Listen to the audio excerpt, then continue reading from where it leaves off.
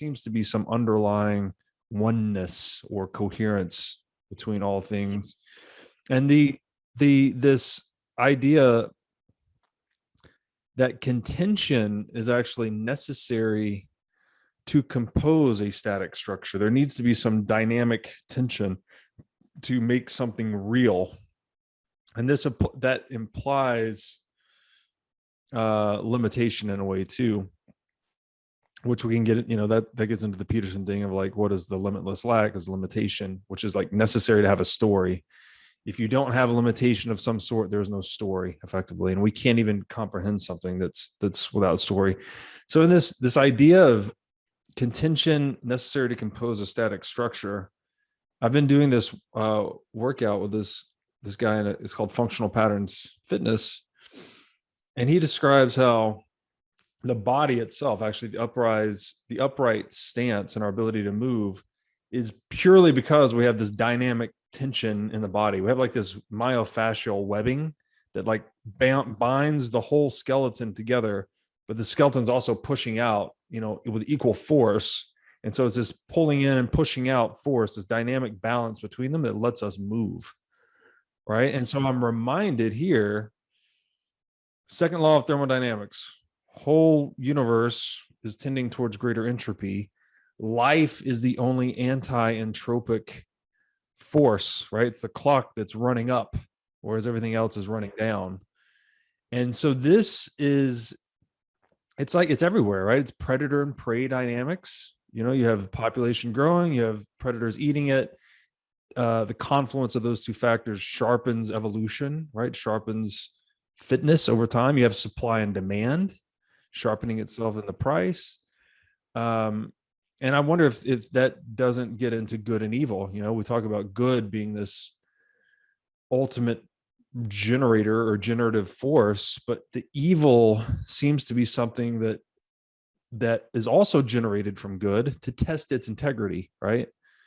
It's like the good is spinning up things, I guess so the good is constructive and generative, but it doesn't know how well its constructions will survive the test of time, if you will, especially against intentional sabotage and malfeasance. So the evil exists to sharpen the integrity of the good. What we perceive as evil is when the inertia of that static pattern becomes prohibitive towards further dynamic movement forward up the moral hierarchy. So let's take, for example, the idea of a sin, such as the idea of a vice of having too much sex, for example, like just wanting to have sex with everything. So that would be at the social level. The Bible would say that that you shouldn't be having affairs, basically. Right. Now, let's say that moral claim is completely contextual, because let's just say, for example, that there was a natural catastrophe and the tribe had been absolutely destroyed and there was like only a few bodies left. Then there would be an imperative to effectively repopulate. And therefore, it would suddenly become a moral good to repopulate society and have as much sex as possible to bring society back to a point where you would need social rules.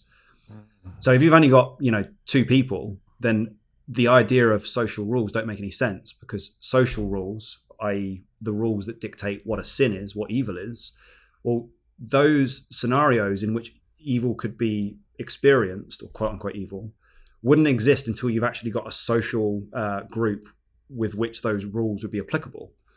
So, so what I'm saying by this is that the act of having sex indiscriminately is immoral when you've got a stable social set of patterns, but it's not immoral when you haven't yet built a large enough society to have stable social patterns, because you first need to create the society, and that means you need to populate and have enough biological entities to make up the social social system. Yeah. So in that sense, there is moral relativism, but it isn't random and it isn't arbitrary. It is governed by the movement towards a moral ruling that we're discovering along the way. So it's not moral relativism per se. Morality has this direction. It has a compass. Yeah. but it is adaptive. There's moral adaptivity, I guess Yeah. you would say, where Yeah. morality under one set of circumstances, it'd be moral to have a ton of sex, but after you've the reason the reason it was moral to have a ton of sex was to create this layer, this social layer, which once you're living in, and operating under those circumstances, different morality emerges, more sophisticated morality. Actually, you become Yeah. more Yeah. civilized. Far more You become sophisticated. And more I like think, one organism. By the way, this is interesting too, as you move away from. But this is dangerous here because you move away from functions that maybe just serve your immediate ego and start to behave in ways that serve the broader population. But here's where it gets very dangerous and murky is when then identify the group as more important than the individual, then the whole thing breaks down again. That's totalitarianism. yeah. And I think that's where the symbol of Christ on the cross is so emblematic of, let's Yes. say, the paradox of conscious existence at the human stage of evolution. Yes. Because we think about the cross as a representation. You've got the feet of man nailed to the cross below him, which is like the inorganic forces that keep him tied to the ground. You've got the left arm nailed to the cross, which is your responsibility towards yourself, your own drives. You've got your right hand to the cross, which is the responsibility towards the group. And then the head is ideally looking towards the heavens, which is where you get the intellectual idea of solving the paradox between those three. So the more complex the moral systems get, the more you need a ledger of guidance to give you an orientation to keep moving in a certain direction, Right. which is what the Bible is. The Bible is an attempt to codify the previously pragmatic rules of engagement for the social group to that stage in its evolution, codify them so as to avoid making mistakes that could destabilize the social organism, and with the stability that gives you, being able to pursue further freedom towards more complex morality. The idea that man is born free but is everywhere in chains was never true. There are no chains more vicious than the chains of biological necessity into which every child is born. Society exists primarily to free people from these biological chains. It has done that job so stunningly well, intellectuals forget the fact and turn upon society with a shameful ingratitude for what society has done. Today, we are living in an intellectual and technological paradise and a moral and social nightmare because the intellectual level of evolution, in its struggle to become free of the social level, has ignored the social level's role in keeping the biological level under control. Intellectuals have failed to understand the ocean of biological quality that is constantly being suppressed by social order. Biological quality is necessary to the survival of life, but when it threatens to dominate and destroy a society, biological quality becomes evil itself, the, quote, great Satan of 20th century Western culture. One reason why fundamentalist Muslim cultures have become so fanatic in their hatred of the West is that it has released the biological forces of evil that Islam has fought for centuries to control. What the Metaphysics of Quality indicates is that the 20th century intellectual faith in man's basic goodness as spontaneous and natural is disastrously naive. The ideal of a harmonious society in which everyone, without coercion, cooperates happily with everyone else for the mutual good of all is a devastating fiction. It isn't consistent with scientific fact. Studies of bones left by the cavemen indicate that cannibalism, not cooperation, was a pre-society norm. Primitive tribes, such as the American Indians, have no record of sweetness and cooperation with other tribes. They ambushed them, tortured them, dashed their children's brains out on rocks. If man is basically good, then maybe it is man's basic goodness which invented social institutions to repress this kind of biological savagery in the first place. Suddenly, we have come full circle at the American culture's founders, the Puritans, and their overwhelming concern with, quote, original sin and release from it. The mythology by which they explained this original sin seems no longer useful in a scientific world. But when we look at the things in their contemporary society they identified with this original sin, we see something remarkable. Drinking, dancing, sex, playing the fiddle, gambling, idleness. These are biological pleasures. Early Puritan morals were largely a suppression of biological quality. In the Metaphysics of Quality, the old Puritan dogma is gone, but its practical moral pronouncements are explained in a way that makes sense. So there's this, again, we're back to this dynamic tension necessary to bootstrap, really to make anything exist, but then to bootstrap it into a higher level. And so with human beings, we have this dynamic tension between the individual and the group. But the Christ consciousness is an archetype of the individual setting their moral aim as high as possible, right? Love thy neighbor, love one another as you would love God, and tell the truth, kind of being the core pieces there. And that, by setting the individual aim high, it lets you create a more cohesive group. And this is not just let's try to act like Christ and we'll all get along better. This is actually the premise of private property rights. The fact that we do honor the sovereignty of the individual above the state, and then we due process, habeas corpus, innocent until proven guilty, all of these Judeo-Christian principles implemented in our socioeconomic fabric is what makes capitalism possible. Okay, so let's take that idea of private property rights and then let's connect it with what the Bible... Let's subtract how the Bible is perceived in the modern world as being a authoritarian rulebook of government, which is how people see it through the lens of the church, which is a fair interpretation given that the church itself has ossified into a self-serving institution. Yes. And if we take away that lens, and then we then say that the Bible is not a rule book, it's a guidebook of self-governance, as in it's a rule book through which you can autonomously decide your individual behavior in the marketplace of social action, then what that gets us back to is the idea that the individual, the sovereign individual, is the center of all decision making, and that society itself is an abstraction. There is no such thing as society as a physical being. Exactly right. It's the emergent property of individuals, sovereign individuals. Yes. But the other feature of that is that the intellectual, let's say neocortex, the prefrontal cortex capacity to be self-aware, to be reflective of your own desires as well as the groups, which is the point of the neocortex, is to make plans and decision-making based upon awareness of both the paradox of what the group needs versus what you want as an individual. Yes.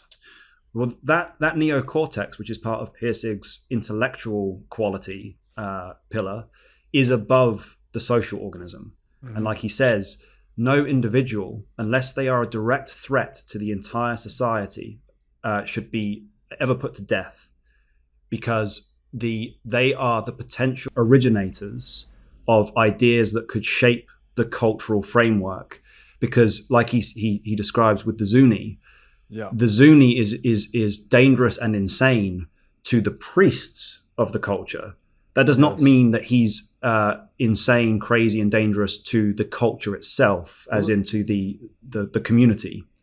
This is where I think we got to pause and clarify, actually. So if society does not exist other than as an emergent property of the individual, how can we say that the individual ever poses a direct threat to society? I think this is something that government sees onto that's artificial. It's like, oh, these people are threatening our democracy. It's like, no, I think the teaching of Christ is like, you have to always honor, did an individual wrong an individual? It's not, did an individual wrong society? Well, I think when we talk about the idea of authoritarian governments, they're a sheep, a wolf in sheep's clothing in some sense, because let's break it down in the Metaphysics of Quality. What's happening with an authoritarian, totalitarian state? That is when the totalitarian state, that one of the big problems is when we gave corporations and abstractions effectively private property rights when we started to treat them as individuals. We're assigning sentience to legal abstractions. So that's what happens with totalitarian states, is that they personify the state itself, as they embody it as a leader, or the great leader, or as a person, and they start to attribute or bolt on artificially the attributes of individual personality and empathy and let's say intent to the abstraction of society.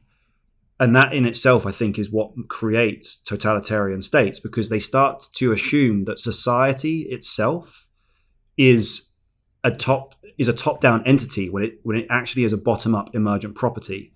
They try to freeze the social system into an entity. Exactly. So I think we're hitting it here now. So emergent properties themselves, of which society is one, they are expressions of dynamic quality, right?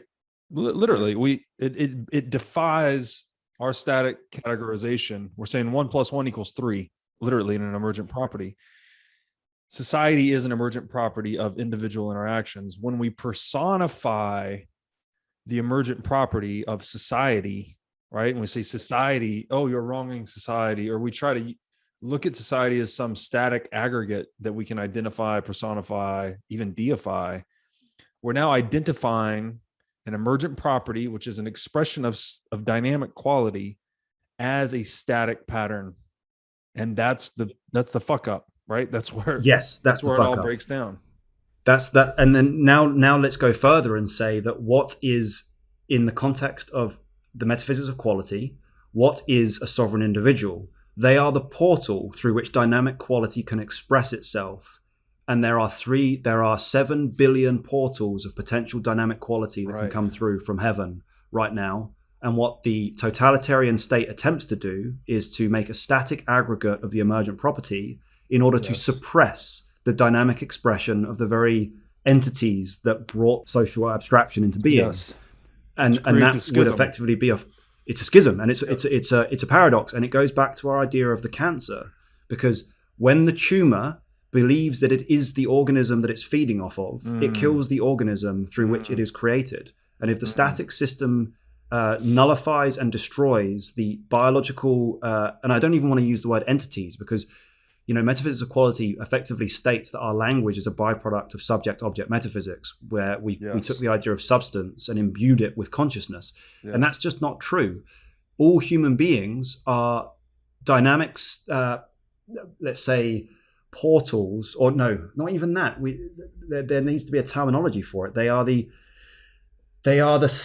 combination of static patterns through which dynamic quality can build from, or find its opening through, to express new ideas that enhance the world. Yeah, we're markets of value, right? We're markets of value inside markets of value inside bigger markets of value. There's this, the distinguishing property of life is there's whatever this dynamic quality is, this thing you can't put words around, it's propagating through us, right? So there's a contention between the dynamic constant flow of entropy or energy or whatever it is into existence, but it's juxtaposed against the static patterns that it leaves in its wake that we are.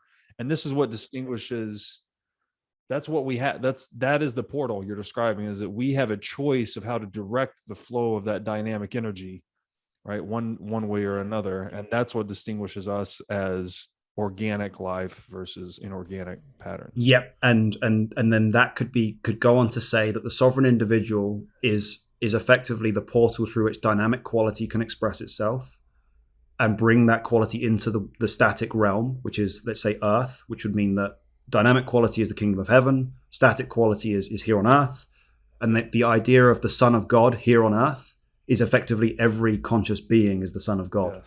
That is a portal through which the values of heaven can be expressed here in the realm of our realm, as it were. I think it was I don't know, maybe Solzhenitsyn said every man is the center of the universe, something like every consciousness is a center of the universe, I think is how it was put. So there's this, and again, talk about decentralization. That's why we try to build decentralized systems, because it is at a higher resolution to the reality of individuals being the seat of consciousness. And as we talked about last week, and I think I texted you about, there's a connection here between resolution and quality, right? Like the more decentralized, the more pixelated, the higher resolution our mapping, the mapping of our system to pure dynamic quality, the more excellent or higher quality it is. And I got this inspiration from the silliest thing was the YouTube video. You click quality as an option, and you're choosing 1080p, 720p. It's the pixelation and the resolution of the video comes through at a higher quality. It's not just a figurative thing. We're actually trying to map the resolution of our static systems onto pure dynamic quality. And that is how we judge the quality of a system. Yeah. And it brings to mind, I forget which book I read it in, but to mirror what you just said, it's like when you have an aquarium, and you've only got one window looking into it, that's one thing. But then if you've got an aquarium and you can move around it, then you can effectively see the everything inside the aquarium, like behind a rock, or if you can look at it from every perspective, then you've got a full understanding of the contents of the aquarium. So going back to decentralized consciousness would effectively be having cameras at every angle looking into the aquarium to see everything that's happening. Yes. Whereas a top-down centralized system, which is totalitarian, would attempt to see everything, but it would effectively still have its blinkers on as it looks through one fixed perspective. And that would, of course, mean that it couldn't articulate the needs of the market because it can't see all the needs of the market. This is fucking brilliant. I love this rabbit trail. So then we could say that a higher quality system, by definition, is going to be one that assimilates the maximum number of viewpoints or perspectives. And if we apply this to free market versus a centrally planned market, that is exactly what a freely discovered price signal does, right? It's everyone operating on one price signal, trading against it, modifying it, and that signal propagates back into the minds of all market actors. Maximally distributed computing system for allocating resources and capital versus the central planning model, where it's a few guys deciding what to do with all the capital at the expense of everyone else. This is the right way to describe it, I think, through the metaphysics of quality lens, is that we're trying to map our socioeconomic systems onto the purely dynamic willpower of the collective, right? So again, 8 billion portals of consciousness or logos expressing their intentions and demands into the world, right, against a finite supply of capital. And so something like pure capitalism in its truest sense, that's the highest resolution model to put on top of that, right? So it's like we're trying to fit the static structure as close as we can to the dynamic structure. And the closer that the congruence of the two, the better the result in terms of wealth creation. Whereas a totalitarian system is one that instead, totalitarianism is a low resolution socioeconomic system, whereas capitalism is a high resolution socioeconomic system. Therefore, totalitarianism is low quality, capitalism is high quality. That's what I'm trying to say. Yeah. And if we take the idea with that principle in mind, that a human being is the sovereign individual of a human being is, let's say, not the source, but the portal through which dynamic quality can emerge, then any socioeconomic system that is by definition organized to facilitate the maximum amount of portals simultaneously communicating with a clear signal is going to be the morally superior entity. Yes. So with that in mind, I just want to read a section here, which is actually from chapter 12, but it speaks to what we've been talking about in such a perfect way. especially when it comes to the idea of why social systems, totalitarian social systems that try to personify themselves are immoral, because they're actually a wolf in sheep's clothing. They're pretending, they're cloaking themselves as in the form of what of what makes them up. They're an emergent property, but they try and pass themselves off as something else. A human being is a collection of ideas, and these ideas take a moral precedence over a society. Ideas are patterns of value. They are at a higher level of evolution than social patterns of value.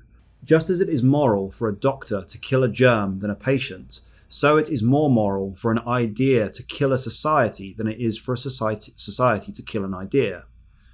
And beyond that is an even more compelling reason. Societies and thoughts and principles themselves are no more than sets of static patterns. These patterns can't by themselves perceive or adjust to dynamic quality. Only a living being can do that. Right. The strongest moral argument against capital punishment is that it weakens a society's dynamic capability, its capability for change and evolution. What was emerging was that the static patterns that hold one level of organization together are often the same patterns that another level of organization must fight to maintain its own existence. Morality is not a simple set of rules. It's a very complex struggle of conflicting patterns of values. This conflict is the residue of evolution. As new patterns evolve, they come into conflict with old ones. Each stage of evolution creates in its wake a wash of problems. It's out of this struggle between conflicting static patterns that the concepts of good and evil arise. Thus, the evil of disease, which the doctor is absolutely morally committed to stop, is not an evil at all within the germ's lower static pattern of morality. The germ is making a moral effort to stave off its own destruction by lower level inorganic forces of evil. As you've no doubt learned by watching this show, Bitcoin is the single most important asset you can own in the 21st century. And one of the most important companies in Bitcoin today is NYDIG.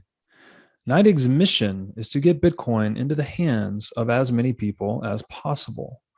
One of the ways they are accomplishing this mission is by empowering banks and financial technology companies to offer their own Bitcoin products and services. As a true game changer in the industry, NYDIG is safely unlocking the power of Bitcoin for forward-thinking individuals and institutions alike. Led by Robbie Gutman, Yen Zhao, and Ross Stevens, NYDIG has absolutely exploded onto the Bitcoin scene recently and has quickly become a leader in this space. So, whether you are a professional investor looking for asset management services, or a company looking to white label your own Bitcoin product or service, consider NYDIG your single source solution for everything Bitcoin. I originally viewed these layers as, I guess, totalizing in a way that you had the inorganic layer that then punched through to the biological, and then punched through to the social, and then punched through to the intellectual, and that good was anything that contributed towards that punching through, and evil was anything that contributed to the retrogression. But where I got confused there was that would seem to indicate that society, which is a higher layer, transgressing against the individual, which is a lower layer, would be acceptable. But as we've laid out here, society is just this fiction, effectively. And yes, that the individual is a perfect word. Yeah, the individual is actually the elementary particle of the layer. So I don't know, that help me with this. It seems like maybe the biological and the social can be combined in some way, where they're. Well, go finish that. Well, thought. I don't want the. I feel like totalitarians could seize onto this too and be like, well, yeah, see, society occasionally, to preserve itself, needs to squash the rights of the individual, whether it's capital punishment or internment camps or whatever it may be. So I'm trying to identify where Pirsig's saying it is not morally justified for society to transgress against the individual. But I'm trying to understand how that fits into this framework of layering, where it's typically okay for an idea to kill society, right? So is it okay for society to kill an individual? The ideal of, say, for example, individual rights, which would come back into the realm of property rights, is, he explains that the term that's in, I think, the American Declaration, like the what's it called, the Declaration of Independence. Yes. One of the writers, one of your founding fathers, says that it is seen as self-evident that every man is created equal. Yes. And Pirsig goes on to explain that it's not self-evident at all, actually.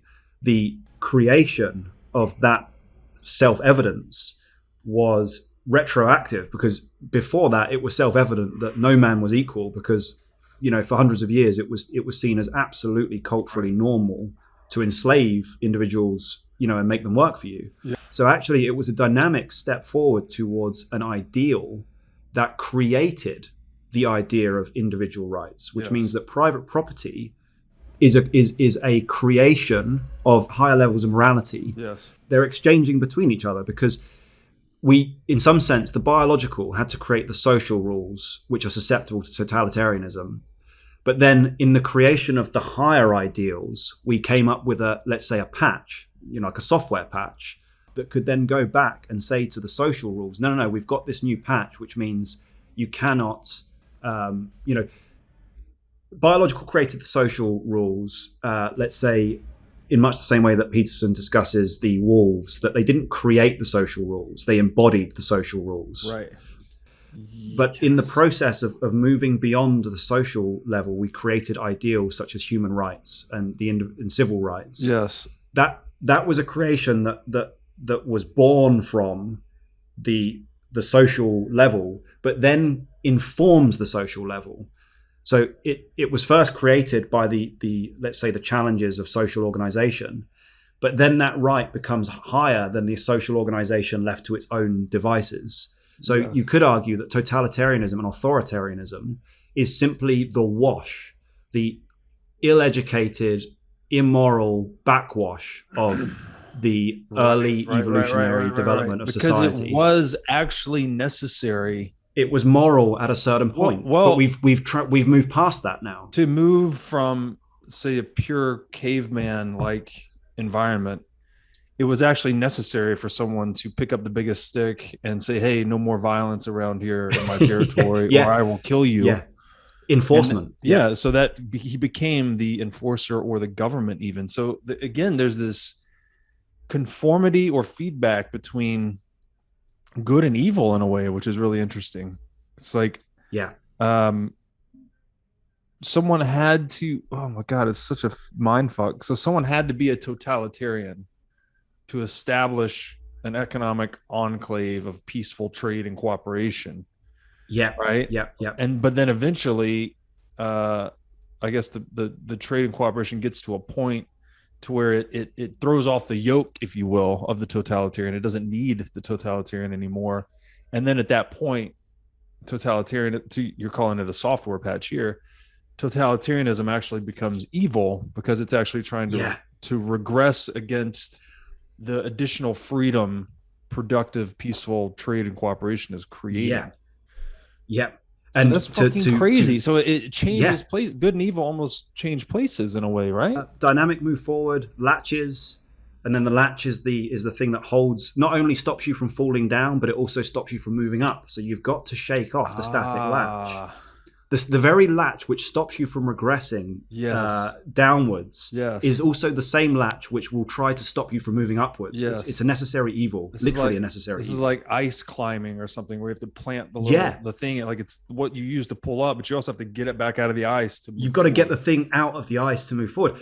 Okay, so here's a fascinating feature, the etymology, again, of the Son of God means the birth giver of exchangeable value. Yeah. So what's actually happening is that when let's say a social system is organized to be stable enough for, let's say, further intellectual play to take place, the intellectual play is the birthing of the ideas that will actually transform the social organization. But the irony is that the ideas wouldn't have been born at all if it wasn't for the stability of the system which eventually would ossify into totalitarianism. So I think that speaks to the narrative in the Bible of like there's a prophecy that the son is going to take over the kingdom or something, and the king tries to have the son killed because the king doesn't want his stable understanding of the way things should work to be transformed into something new. He wants to maintain his power. And I think that's a personification of the dynamic static relationship, because every static system believes itself to be complete, and therefore the existence of anything that threatens it becomes let's say a threat that it wants to neutralize or to control. But like you say, that is the necessary conditions for which a dynamic idea is stress tested. We're back to the paradox of it has to be that way because it's designed to prevent retrogression. So when there's dynamism introduced to a static pattern, and this gets to Pirsig's later point of determining whether someone is a degenerate or a savior, you don't know if that dynamism is retrogressive or progressive, right? Yep. And so the pattern you can't know. Use its cultural autoimmunity or whatever it may be to figure out. That's the core problem, which he makes later. It's like, how do you separate the degenerate from the savior? The mechanism through which we judge whether it's a regressive or progressive dynamic step forward is market consensus. Yes. Yeah, of course. The market decides whether the action is progressive or regressive. Aggregates the willpower of the individual elemental participants. So therefore, the most immoral force or say action in the world today would be to prohibit or damage the activity of the market to fix it. This blows my fucking mind. So it's an abomination to the Lord to have dishonest weights and measures. Weights and measures is how the market communicates with itself. If you disturb the coordinating mechanism, the money, the price, the static organism can no longer discern degenerate from savior, right? It's a market built upon lies, and the word for God in Sanskrit is exchange. So the tampering with the medium of exchange is tampering with God. So, literally. So, this is blowing my fucking mind. Here's another thing that what you just said. So the Son of God is the birth giver of exchangeable value. Here's another mind fuck is that, so taxation itself, right? So one guy picks up the biggest stick. Everyone here is going to behave and you're going to pay me a little bit of money for keeping the peace. I'm the monopolist on violence now. Taxation, which is tribute paying to the guy with the biggest stick or the government, they contributed to the standardization of money, right? One of the reasons we standardized money was so you could systemize the tax system, the collection of taxation.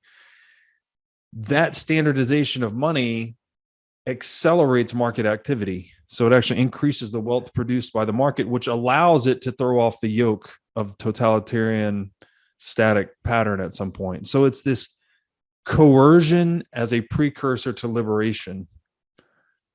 And this reminds me of the thing Nietzsche said, something, I don't know exactly what, but I'll paraphrase roughly, said that we must learn under slavery effectively before we know how to be free. So there's some training or conditioning that occurs under oppression that programs us to understand how to be free in a way. Yeah. Well, let's riff on Nietzsche for a second, because have you read Thus Spake Zarathustra? I've only read Beyond Good and Evil of Nietzsche. I've not read Beyond Good and Evil, so I don't know what the format of it is. But Thus Spake Zarathustra is more of poetry than I don't think it's not so much a philosophy book as a poetry book that's deeply philosophical. But the foundation of the plot, as it were, is 3 metamorphoses, which is where the spirit starts life as a spirit, but becomes embodied as a camel. And it becomes embodied as a camel. He's chosen the camel because the camel, for reasons that are unknown to the camel, carries these 2 humps on its back. And what that represents is the social code that is given to you when you're young. You're basically a carrier of a burden that you carry around. And in the book, The Three Metamorphoses, the camel then goes traipsing off into the desert, which is the camel would be the equivalent of, your midlife, you're in your 20s. Yeah. And you go off into the desert and you're carrying this thing on your back and you don't know why. These are the rules and these are the role that you've been given. These are the things that you're expected to do. And then as you go off into the desert, you transform. So think about the camel in the Hornevian triad sense of being the animal of compliance, obedience. And then as the camel goes out into the desert by itself and it starts to self-reflect, it becomes aware that the humps on its back, it doesn't know why it's carrying them. So it starts to question, why am I doing these things? Why am I carrying these things? And then the camel transforms into a lion. And the lion in Hornevian triads is the aggressor, is the destructive force. And the lion, when it gets out into the desert, it comes across this dragon. And on every scale of the dragon is the words, thou shalt, which is, you should do this, you should do that, you should do this. And it's the dragon, like in mythology, that holds the gold, that tells you, you've got to do this, you've got to do this. And the lion does battle with the dragon and kills the dragon and destroys it. But in doing so, the lion no longer has any relevance, because the function of the animal, of the lion, is to destroy the antagonist of the dragon. But once the dragon is dead, the lion doesn't know what to do, because all it knew was how to orient itself against the force that it saw as being in need of destruction. Yes. And at that point, the lion transforms into a child. And the child is the embodiment of creativity. And the point of the story that Nietzsche is saying is that all spirit is the cycle of, first you have to be a slave, then you have to reflect on your slavery and destroy the system that enslaved you. Wow. And then in the action of doing that, you now have the prerequisite experience to create something superior. Yes. But the experiences before that is the clay with which you create something superior. You can't create something out of nothing. Wow. You need to have experienced the camel that's slaving across the desert with, like North Whitehead says, a dim apprehension of something's not quite right. And then when you discover, well, here's what's not quite right. I'm humping this load of shit on my back and I don't know why, and it seems immoral. Then you get angry. Then you become the lion. Then you attack the thing that is prohibiting you. Yes. And in the act of destroying it, from the pieces of the destruction, you can build something new.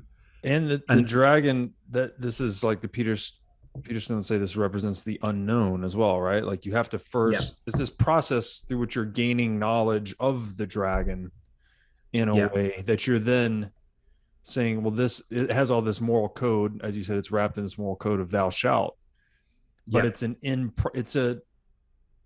a decreasingly relevant moral code once you've gained this higher knowledge. So then you kill the dragon, reassemble something new from its pieces, and become the child. But so then well, once there's no dragon, because the point of the lion is that its very existence as an aggressive force, a destructive force, is predicated on the existence of a system that it attacks. Right. But it's lost. It's completely lost without that system. Yes. And as a human being, I've had this experience myself, in my work, where I remember back a few years ago when I became highly critical of the film industry, and I intuitively organized my professional conduct on the assumption of destroying the system. Right. So being very critical of it. But then I found myself at a loss. Well, Christ, what do I do now? Right. What do I put in its place after I've just told the entire, the system that I work in that it's bullshit? Yes. You're only halfway through the process if you don't replace it with something better. Right. You need a why to orient yourself. And this reminds me of, I think it was William James, the American pragmatist, that talked about the moral equivalent of war. And he's basically saying that war was such a disciplinary force in the world. Like it gives people something to organize themselves against, right? An enemy, that we would never be rid of war until we had some moral equivalent to it. So this disciplinary force is a necessity in reality, right? In Pirsig later talks about gravity being kind of one of these universal disciplinary forces that you can indeed qualitatively assess life as it's how well it disobeys gravity effectively. And this also makes me think of what you're saying, where you had this aim, in your work, and once you achieved it, you felt a bit lost. There's this thing too where wealth actually can be very corrosive to the soul. People have a harder time dealing with abundance sometimes than they do scarcity, because when you have scarcity, you got something, you've got a why, you got something getting you out of bed every morning, something to array your action against, right? You're trying to solve scarcity. But when you have just all of this abundance and you have all of these options, but you don't really have any impetus to go any certain direction, that's when you can just kind of wallow and dissolve in a way. Yeah, you drift because you've got no, you're it's like being in zero gravity. You've got nothing that's attracting you, and zero gravity. Exactly. That's a brilliant how you did that analogy. Zero gravity, literally. Yeah, zero is There's no compass of attraction. There's no, and the only way you move in a zero gravity environment is by pulling something, right? Some resistant static object, and you move the opposite direction from you pull. So it's like whatever you're arraying against is how you go the opposite direction in a way. Which is amazing as an embodiment of that sense of being completely. You need. Yes. You quite literally need in zero gravity. You need going back to your what you talked about with the dynamic tension. Yes. You need something to push off of or to pull towards, and if you don't have that, you are truly lost. And I don't mean that like poetically. I mean that quite literally. Work, right? A rocket shoots fire, propulsion this direction to go this direction. I guess you could say in this lens, Bitcoin, the emergence of Bitcoin needed the central bank in a way. We needed something to array this weapon against. Satoshi effectively left a totem of what governed his, let's say, lion energy, which was the headline of the bailout. Yes, that could be quite literally a sort of memorial to what inspired him to start the destruction of this system. Yes. And he used simultaneously, he was both a lion and a child, because he was actually, if Bitcoin is what destroys the system, it was his creativity that created that destructive force. So yeah, without the central bank's evil, we wouldn't have the moral righteousness of Bitcoin come into existence, because we wouldn't know we needed it. And then in that Nietzsche progression where the lion destroys the dragon and then becomes the child, is that the child now subjected to a new disciplinary force, I guess you could say? So like we'll throw off central banking, but then clearly the reason we can throw off the yoke of central banking is because Bitcoin is a disciplinary force on human beings, right? It couldn't be any other way. It's not like it sounds, again, it's paradoxical because Bitcoin's such a liberating force, but it liberates us by imposing this absolute gravity-like discipline. It's like 21 million Bitcoin. If you lose your keys, it's gone forever. There's this finality to it that forces a very individualized strategy. What am I trying to say? I'm just trying to say that there's a disciplinary force to it that, God damn, it's so paradoxical, because it is the discipline that gives you liberation, but it's a higher resolution discipline. Right. Well, I think Bitcoin's imposing the discipline at the individual level versus a central bank trying to impose it at a society-wide level. I would say that one of the and you'll understand this far better than I do in terms of analogies to systems, but you've talked about thermodynamics and how it's a closed system, and Bitcoin being a closed system, I think is much more meaningful than maybe people think when it comes to the morality of the market. Because one of the things that people talk about is the idea that if Bitcoin is the most valuable thing in the world, then why would the hodlers ever give it up? And therefore, what's the point of it? Which is a completely ridiculous statement in some sense, even though that might not be self-evident immediately. It's ridiculous because if the world moves on to a Bitcoin standard and therefore the market is suddenly freed to pursue all sorts of yet unforeseen innovations, then new things of value will be created that will incentivize and create new motivations that current hodlers can't even imagine, Yes. that would make them want to feed their energy back into that innovation. But because it's a closed system, yes, none of that innovation can be stolen by money creation, which means that the energy of exchange of Bitcoin going towards the entrepreneurs that create things, and the entrepreneurs then having Bitcoin to themselves invest in other things that motivate them, means that the energy clock runs up quicker and quicker and quicker because none of it bleeds. 100%. Yes. And then the other factor there is that more rapid increase, these innovations that unlock value, that increase wealth, that's causing increases to the purchasing power of money. So the way I look at it is like there's a Bitcoin's kind of like a circle in a way, and it's like the earlier you adopt, the more purchasing power you have accrued, so the greater the incentive for you to then spend it, right? The proportion of how early you were to Bitcoin is in proportion to how great your incentive to spend it is. And as we know, the human heart is insatiable. Demand never ceases. So there's kind of like this rotate. When people say the holders will never spend Bitcoin, it's like, that's complete bullshit. When you have a 10 million% unrealized gain built into your position and you're filthy rich, like, of course you're going to buy stuff. And that's how the money circulates, because it's like, okay, who adds value? Who's give? And when Bitcoin's at a peak point, say it's eating all the money in the world, it's only going to grow at 2 or 3% a year, whatever the aggregate productivity number is. Any investment you can make that will, in theory, outperform that, you'll want to invest in, so that there just won't be upside left. Yeah.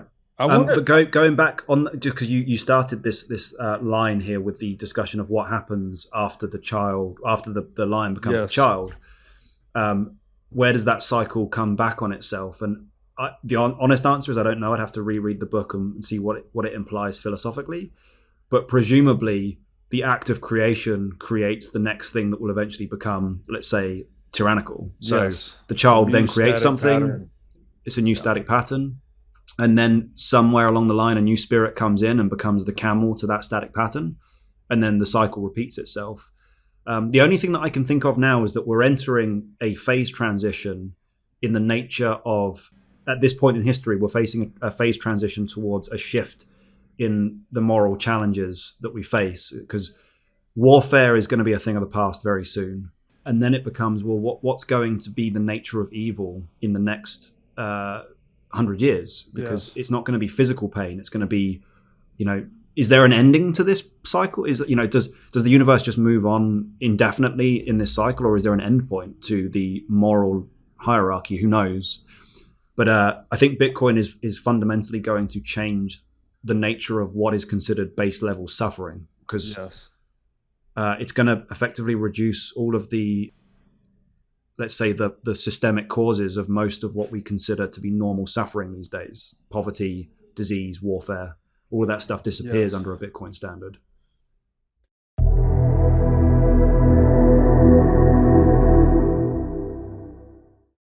Hey guys, I hope you found this episode valuable.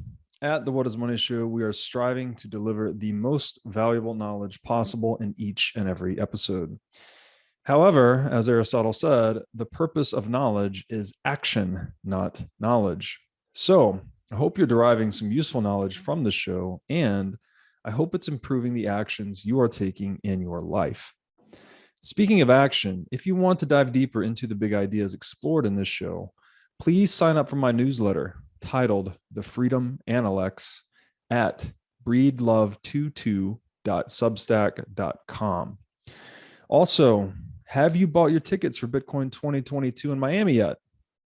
If not, it's your lucky day, as I am giving away 10 million sats, which is roughly 4,000 US dollars, to one lucky person who buys a conference ticket through my affiliate link. My affiliate link can be found on my Twitter profile at breedlove22, which also has a link. My Twitter profile has a link to my link tree, which you can also visit my link tree directly for links to all my work, including Bitcoin 2022 affiliate cells. My link tree is linktr.ee/. tr.ee/breedlove22. Thank you so much. I appreciate you guys watching the show. I hope you're finding some valuable knowledge in the What is Money show, and I'll see you back here again next time.